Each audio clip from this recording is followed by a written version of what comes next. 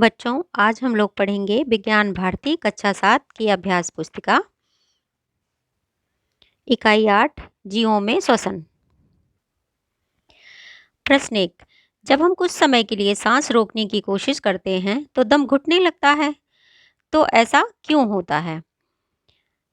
बच्चों, इसका उत्तर है हमारे शरीर को निरंतर वायु की आवश्यकता होती है जो सांस द्वारा ही शरीर में प्रवेश करती है, इसलिए सांस रोकने पर हमारा दम घुटने लगता है।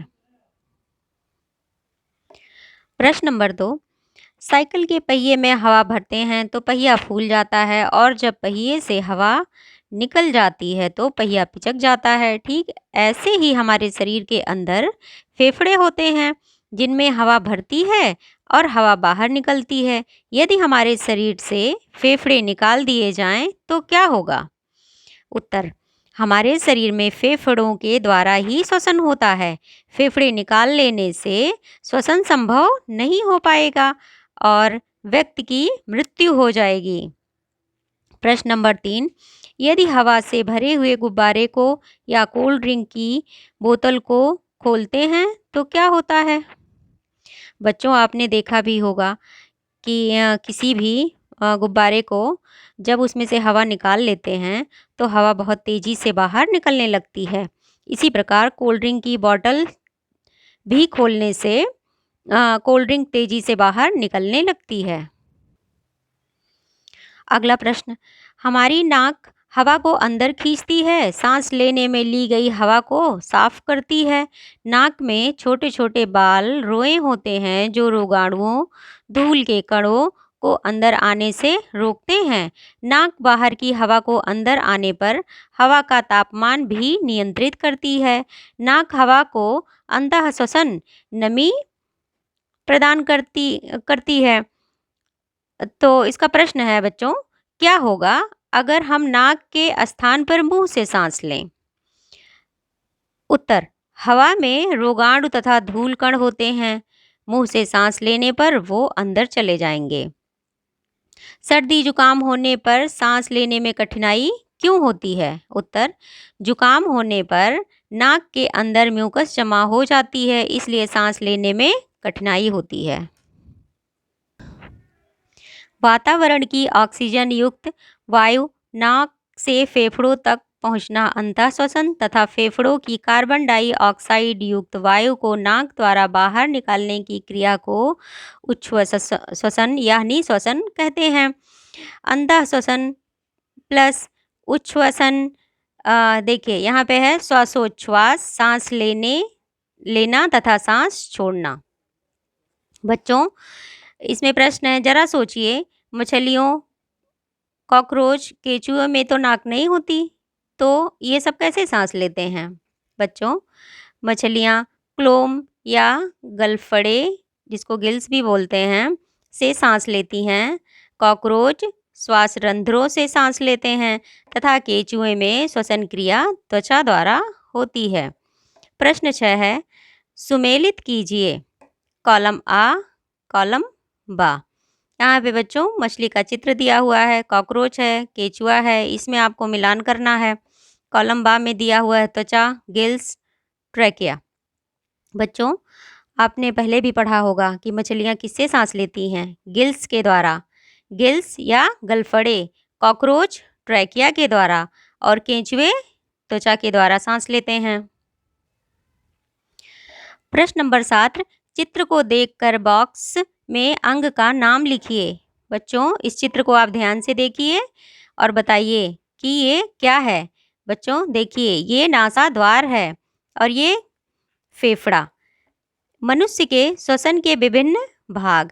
ऑक्सीजन युक्त वायु अंतः श्वसन द्वारा फेफड़ों तक, उसके बाद रक्त के माध्यम से प्रत्येक जीवित कोशिका में पहुंचकर उसमें उपस्थित भोज्य पदार्थों को विखंडित ऑक्सीकरण करती है। इस संपूर्ण प्रक्रिया को श्वसन कहते हैं।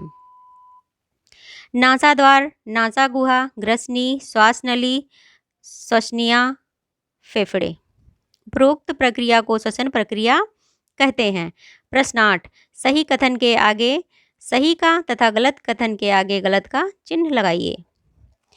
श्वसन एक रासायनिक प्रक्रिया है जिसमें ग्लूकोज का अणु कार्बन डाइऑक्साइड तथा जल में अपघटित होता है। ये सही है बच्चों।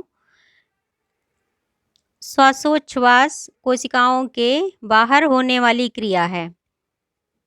सही है। श्वासोच्छ्वास में ऊर्जा खर्च नहीं होती है, ये गलत है क्योंकि इसमें ऊर्जा खर्च होती है। श्वसन में ऊर्जा मुक्त होती है, ये भी सही है।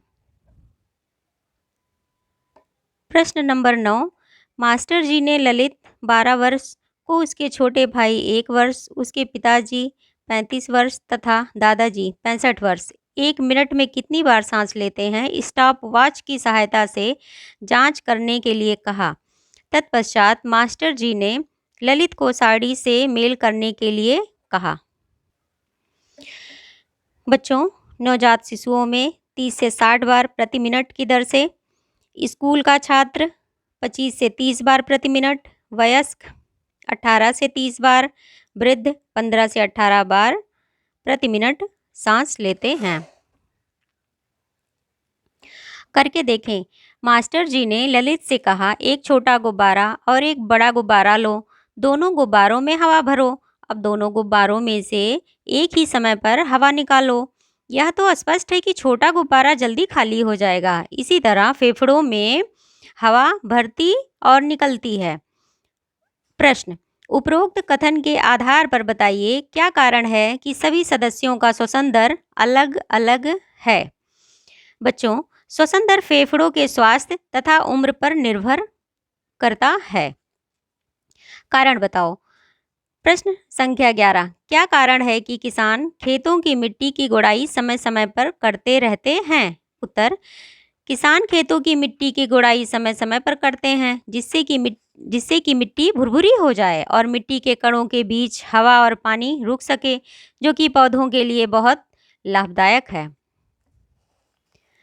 प्रश्न संख्या 11, क्या कारण है कि सर्दियों में हमारे मुंह से भाप वाष्प निकलती है। बच्चों, सर्दियों में बाहर का तापमान शरीर के तापमान से कम हो जाता है और जब गर्म हवा बाहर आती है तो संघनित होकर वाष्प में बदल जाती है। अगला प्रश्न है, मनुष्य पानी के अंदर सांस नहीं ले सकता, क्यों। उत्तर, पानी में घुली हुई ऑक्सीजन की मात्रा काफ़ी कम होती है, जबकि हम जो श्वास लेते हैं उस हवा में लगभग 21% ऑक्सीजन होती है। नंबर 2, हमारे फेफड़े हवा में ही सांस लेने के लिए अनुकूलित हैं। प्रश्न संख्या 13, पेड़ पौधों में निरंतर श्वसन की क्रिया क्यों होती है। पेड़ पौधों को निरंतर ऊर्जा की आवश्यकता होती है, इसलिए पेड़ पौधों में निरंतर श्वसन की क्रिया होती है। प्रश्न 14, जम्भाई आने का क्या कारण है, बताओ। रक्त में अधिक ऑक्सीजन लाने और रक्त से अधिक कार्बन डाइऑक्साइड बाहर निकालने के लिए जम्भाई आती है। यह एक अनैच्छिक क्रिया है।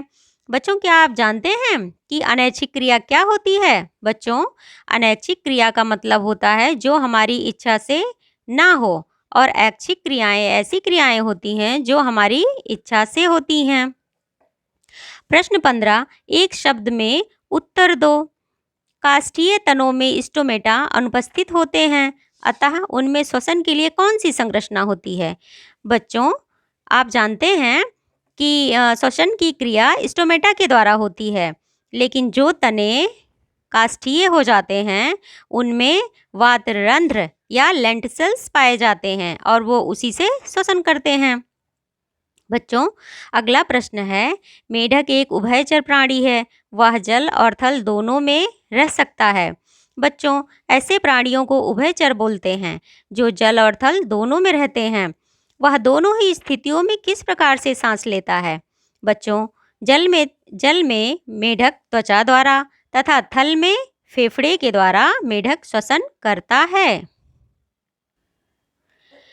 प्रश्न 17, विशेष अंतः श्वसन में ली गई वायु 21%, ऑक्सीजन 0.04% कार्बन डाइऑक्साइड फेफड़े के द्वारा ली जाती है और उच्छ्वसन में छोड़ी गई वायु में 16.4% ऑक्सीजन और 4.4% कार्बन डाइऑक्साइड होती है। तो बच्चों, क्या आप इन सब प्रश्नों का उत्तर आप दे सकते हैं? बच्चों बताइए, अंतःश्वसन में ली गई वायु में कौन सी गैस होती है? देखिए बच्चों, आपने यहाँ पे देखा ना कि 21% ऑक्सीजन है और 0.04% कार्बन डाइऑक्साइड है। तो उत्तर होगा ऑक्सीजन तथा कार्बन डाइऑक्साइड। उच्छ्वसन की वायु में क्या केवल कार्बन डाइऑक्साइड होता है? नहीं बच्चों, उच्छ्वसन में छोड़ी गई वायु में 16.4% ऑक्सीजन एंड 4.4% कार्बन डाइऑक्साइड होती है। बच्चों अगला प्रश्न है, हिचकी आने का क्या कारण है? बच्चों, पेट और फेफड़ों के बीच स्थित डायफ्राम और पसलियों की मसल्स में सिकुड़न होने के कारण हिचकी आती है। प्रश्न 21, छींकना श्वसन क्रिया के अंतर्गत आता है कि नहीं? उत्तर है नहीं। छींक आमतौर पर तब आती है जब हमारी नाक के अंदर की झिल्ली किसी बाहरी पदार्थ के घुस जाने से खुजलाती है। बच्चों, अब आपसे मिलेंगे अगले चैप्टर में।